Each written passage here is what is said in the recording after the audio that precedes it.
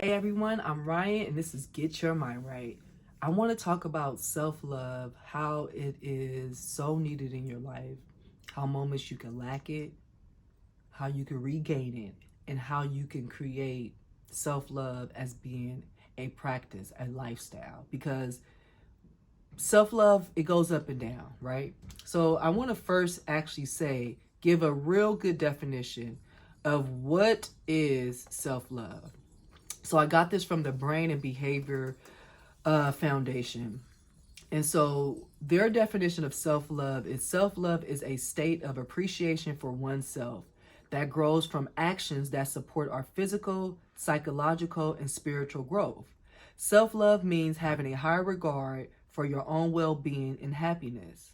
Self love means taking care of your own needs and not sacrificing your well being to please others. Self love means not settling for less than you deserve. So, as we all know, we're probably very used to the most common ways of self love, which is bathing, treating yourself out, you know, working out, maybe going to go get a massage when your body is aching, vacationing, hygiene, eating healthy, treating yourself. Those are like the main basis of self love.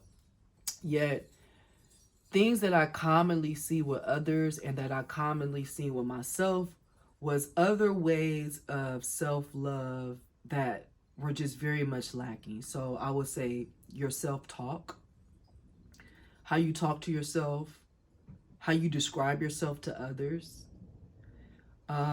your mind frame. Are you always a person that the glass is half empty or is it half full? Another one, how often do you put others before you? How often do you not participate in things that are actually beneficial towards your happiness, towards your health, towards your whole well-being? And then I'll say another common thing that I notice amongst people that lack self-love is just the appreciation of yourself, the appreciation of something that you accomplished. So I kind of feel like when it comes to romantic relationships, we as people tend to really lack self-love. And I'm talking about both parties, not just the woman, but also the man too as well. And so some ways that I noticed in myself in romantic relationships in the past where I was like, I don't think I'm showing myself love. Like, is my self esteem low? Because why would I accept that, or why would I do that? So one big thing was not trusting my intuition. I would say 99, I want to say 100% of the time, my intuition has been correct. So I'm just drinking some coffee. It's never steered me wrong, ever, ever, ever, ever, ever, ever, ever. So, in romantic relationships, ways that I've seen myself lack self love was really not putting my own needs first. And it could just be something as small as, I want this person to call me at this time, right? It could be something so small as, I want to kiss every time we leave.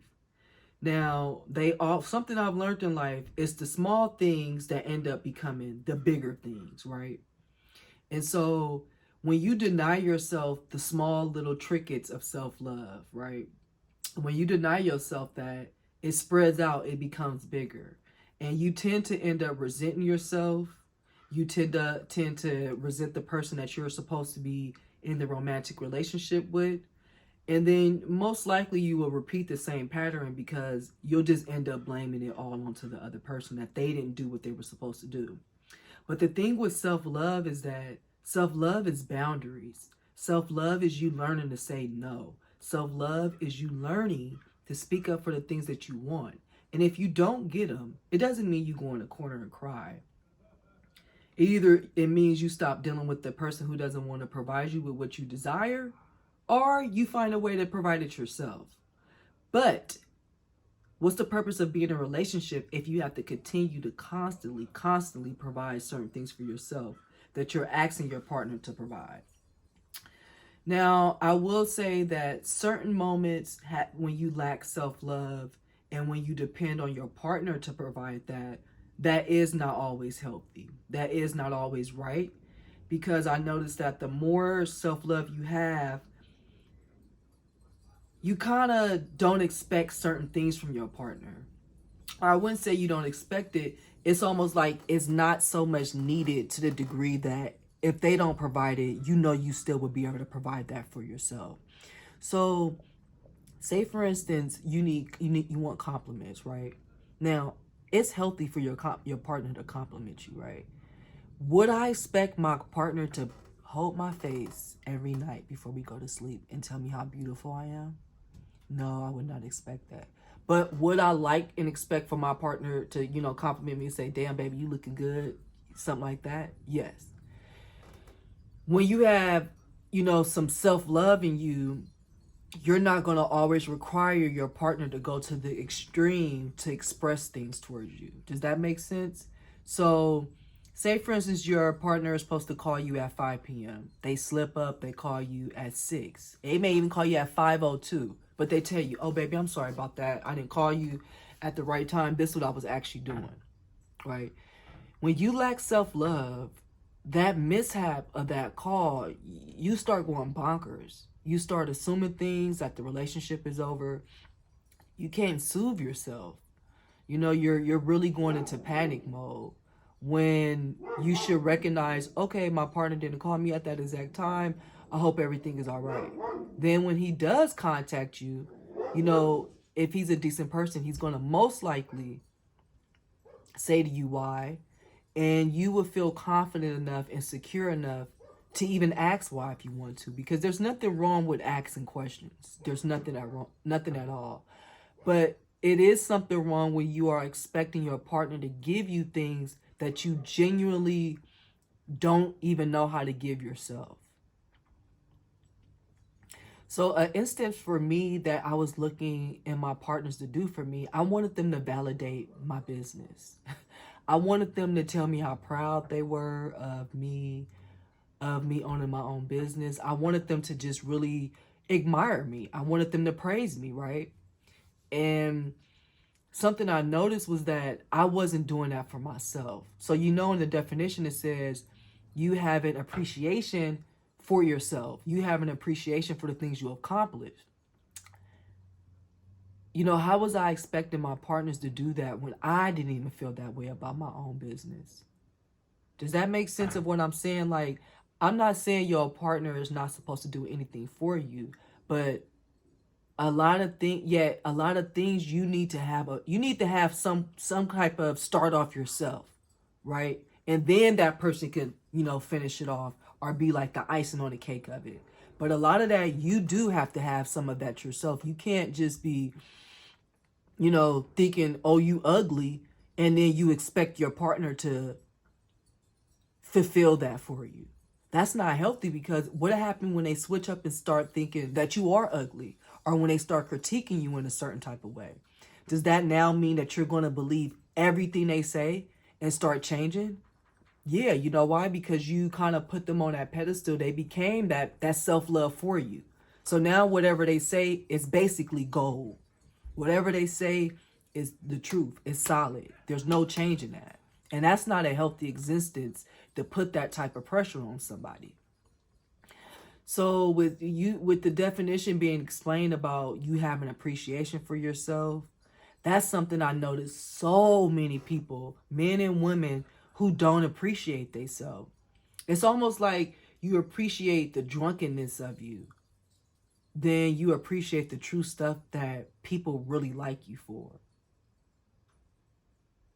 I have to appreciate so many things about me that I just never tripped off of, because I was just constantly going. So I remember it was a book I read. I forgot the name of the book. I'll look it up and try to put it in the description. But that was something that the lady really talked about. She said, when you're done accomplishing a goal, a project, whatever you're done doing, always stop and congratulate yourself. That's something I really had a bad habit of doing, of not, when I accomplish something, be like, damn, I really did that. Now, like with my skincare line and stuff, I actually go to Instagram and I stare at my page. I actually go to my website and stare at it and just really tell myself, oh my God, look I really did it. And I actually feel so excited when I do things like that. I also do my affirmations. Like, how I have the affirmation of, I am enjoying loving myself. A lot, like I said, a lot of us, we assume loving ourselves is taking a bath, going shopping, those things like that. But really having real appreciation for yourself, really having true compassion for yourself, that is self-love. Being able to see the situation for what it is and say, I'm not getting what I really want, and I don't think I should stick around and try to get it. I need to move on. And the more that you express self-love to yourself, right? People have to fall into place and do it for you too. They have to do it. Like it's quite amazing of the more you start telling yourself no to things that you probably once would say yes to because you want to please others, you just start feeling better. You have more time to give to yourself. And the more time that you have to give to yourself, you'll become surprised of how much time people have to give to you. So I'm going to be doing more videos about self-love. This is just like a little intro so you can start thinking about what ways, that you may be lacking self-love. Start being aware of the ways you may lack self-love. One big way I see so many people lack self-love is the self-talk. What are you saying to yourself? How do you describe yourself to others? What do you describe yourself to? I know when I first got into the biotechnology industry, I kept saying how much like, oh, I have this massage therapy background. I don't know anything. And, I really kept telling people that. And one day I finally was just like, why am I telling people that? For one, they don't care. And for two, I'm making myself seem like I don't know how to do anything. When I ask people for help at work, I actually say, can you come and assist me? I don't even use the word help. I actually use the word, can you come and assist me? And I even seen the way that other people treat me by using certain vocabulary towards them. It's amazing. I even feel different with them when I ask for assistance because I guess using the word help really does make you feel a certain type of way. There actually is research about when people ask for help and when they ask using the word help, how much a lot of times for us human beings asking for help, it's almost a knock at us. It's almost a chip at ourselves. So self-love, really being aware of how much time you're extending to people, really being aware of what are the words that you're using to describe yourself? What are the words that you're using in your head to talk to yourself? How are you talking to yourself? Are you really requesting things from people? Are you giving your true requests? And are you standing by it? Are you standing by those requests? Because if you're not, then that's lacking self-love. And when we as people see each other lack self-love, a lot of times we don't come in and save the day and say, oh, let me help you, let me teach you. We benefit off of it. We take it. That's on you that you want to treat yourself like that. Not too many people are going to say, hey, stop. You're not loving yourself. Don't give me that. Tell me no. That's not going to happen all the time. So if you are confused on if you love yourself, just start looking at the way that you treat yourself. Just start looking at how other people treat you. Start looking at what are you accepting around you. Start looking at the goals that you're accomplishing, the projects that you have accomplished for yourself. Start looking at, did you do the things that you say you're going to do? The more you do the things you say you're going to do for you, you don't know how much people begin to do what you want them to do. You don't know how much your world begins to change for the better when you put you first, when you show yourself self-love. People begin to do the same thing. They begin to love you more and they start to love themselves more because now you're showing them that. So one thing you can get started with showing self-love to yourself is talking nicely to yourself, appreciating yourself. Go look at all your awards. Go look at your accomplishments. Go think back in your head the stuff that you did and you did it right. And go say to yourself, thank you. Thank you, thank you, thank you, thank you, thank you. So I'm going to make a whole series on self-love. I'm going to be giving examples of the moments where I know I wasn't self-loving myself. What did I do instead? How it impacted me in the future and not for the goodness. Things like that.